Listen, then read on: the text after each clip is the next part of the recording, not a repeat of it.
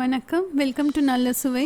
இன்றைக்கி இந்த வீடியோவில் schezwan sauce, red chilli sauce ரெண்டும் எப்படி செய்யுதுன்னு பார்க்கலாம்.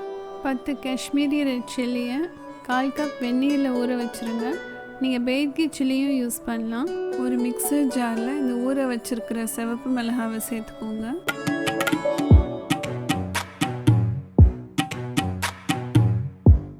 ஒன்றரை டீஸ்பூன் பொடிச்ச வெல்லம், அரை டீஸ்பூன் ஜீரகம்,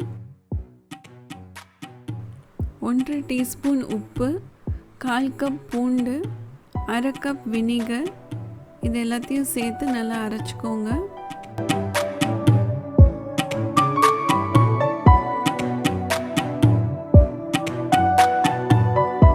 இதோட ஒரு 1/4 கப் டொமேட்டோ சாஸ் சேர்த்துக்கோங்க. சேர்த்துட்டு திரும்பி நல்லா அரைச்சிருங்க. Red chilli sauce ready.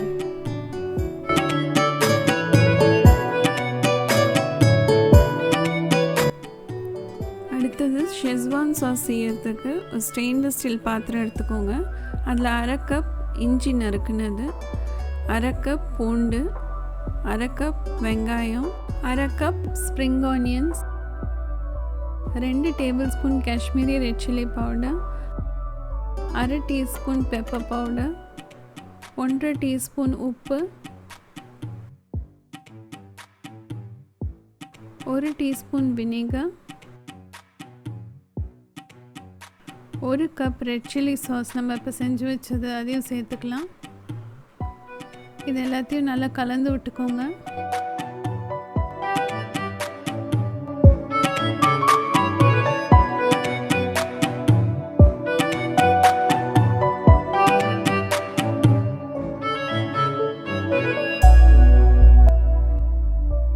இதோட அரை கப் எண்ணெய், நல்ல சூடான எண்ணெயை சேர்த்துக்கோங்க.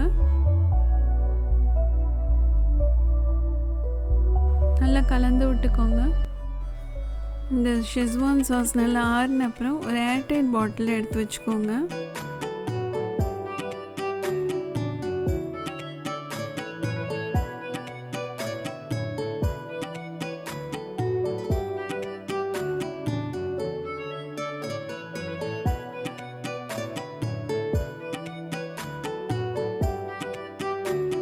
இதை ஃப்ரிட்ஜில் ஸ்டோர் பண்ணி யூஸ் பண்ணிங்கன்னா 2 வாரம் வரைக்கும் கெடாமல் இருக்கும்.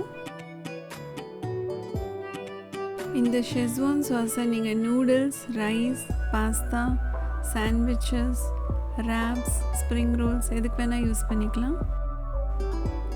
இந்த ரெசிபி உங்களுக்கு பிடிச்சிருந்தா நல்ல சுவைக்கு சப்ஸ்கிரைப் பண்ணுங்கள்.